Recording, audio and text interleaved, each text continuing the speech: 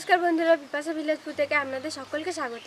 আজ আমি ছুটির দিনে নিয়ে চলে এসেছি একটা চমকদার এবং নতুন রকম পদ্ধতিতে একটা রেসিপি। আপনারা হয়তো সকলেই লক্ষ্য করেছেন যে কিছুদিন আমাদের চ্যানেলে ভিডিও আপলোড দেওয়া হয়নি, কিছু প্রবলেম থাকার জন্য আমরা ভিডিও আপলোড দিতে পারিনি। তো এবার থেকে নিত্য নতুনই আপনারা যেমনভাবে ভিডিও পান সেরকমভাবে আপলোড দেওয়া হবে।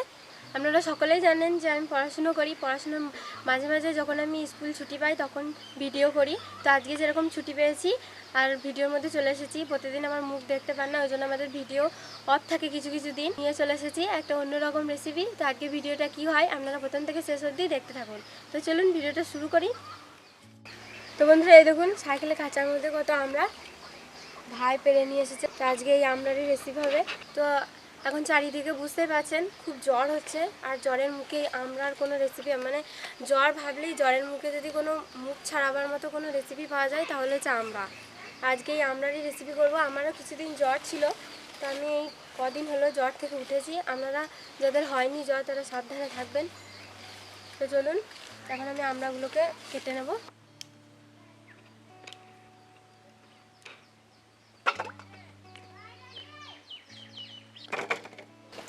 তো আমরাগুলোকে আমি ছাড়িয়ে জলের মধ্যে ফেলে নিয়েছি। এবার ধুয়ে এই শিলের মধ্যে আমি থেতো করে নেব।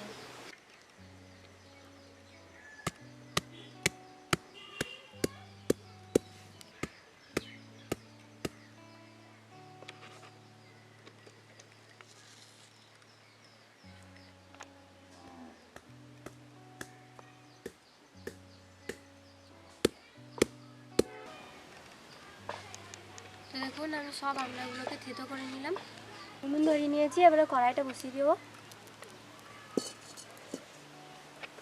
কড়াই গরম হয়ে গেছে, এবার তেল দিয়ে দিচ্ছি। তেল গরম হয়ে গেছে, এবার আমি তেলের মধ্যে প্রথমে আলুগুলোকে ভেজে নেবো।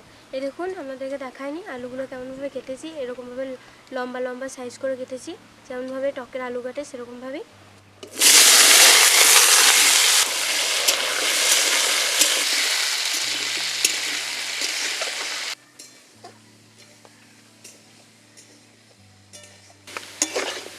দেখুন আলুগুলোকে আমি খুব সুন্দর ভালোভাবে ভেজে নিয়েছি, একদম হাফ সিদ্ধ ভাজার মধ্যেই হয়ে গেছে। এখন এগুলো তুলে নিচ্ছি।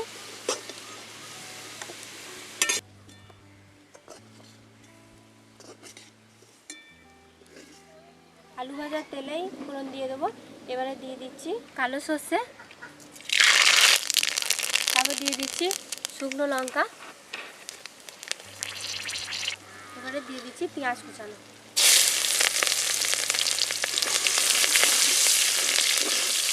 এখানে আমি একটা মশলা করে নিয়েছি, হলুদ গুঁড়ো, লঙ্কা গুঁড়ো আর জিরের গুঁড়ো একসঙ্গে জলে গুলিয়ে দিয়েছি। আপনারা চাইলে বেটে দিতে পারেন এগুলো সব।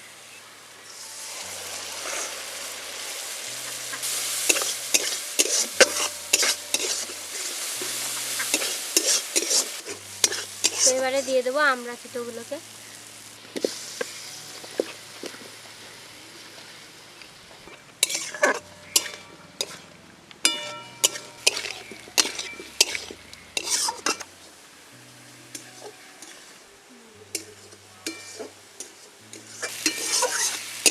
এবারে আমি ভেজে রাখা আলুগুলোকে দিয়ে দেবো।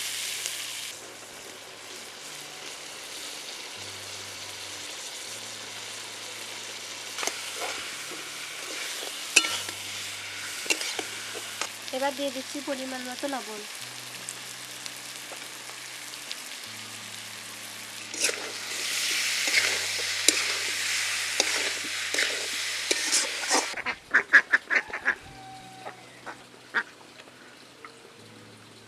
এবারে দিয়ে দেবো পরিমাণ মতো জল।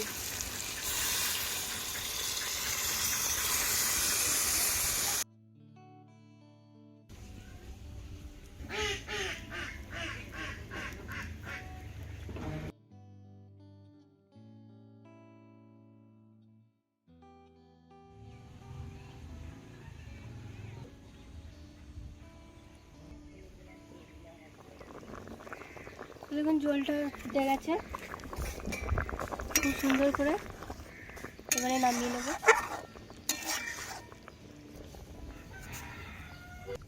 এবারে এই গামলাটার মধ্যে আচার করে নেব।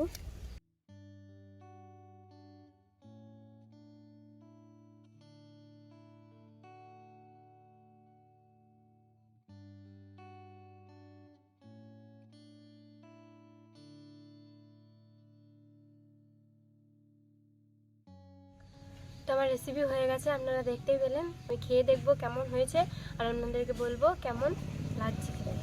তো চলুন এবারে নিয়ে নিই।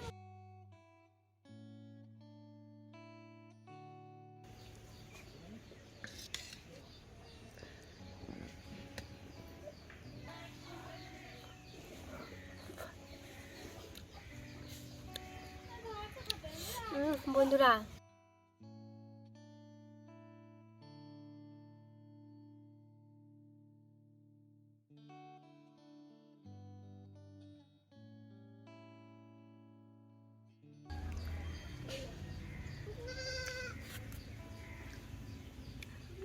অসাধারণ টক বন্ধুরা, কি বলবো, জ্বরের মুখে আপনাদেরও খেতে খুব ভালো লাগবে। তো আর বেশি কিছু বলবো না। আমার রেসিপিটা দেখে যদি ভালো লেগে থাকে লাইক করবেন আর শেয়ার করবেন। কেমন হয়েছে তা কমেন্ট বক্সে লিখতে তো একদমই ভুলবেন না। আগামী পর্বে নতুন ভিডিওর সঙ্গে আপনাদের সাথে দেখা হবে। ততক্ষণ অবধি সুস্থ থাকবেন, ভালো থাকবেন। আজ এই পর্যন্তই, টাটা।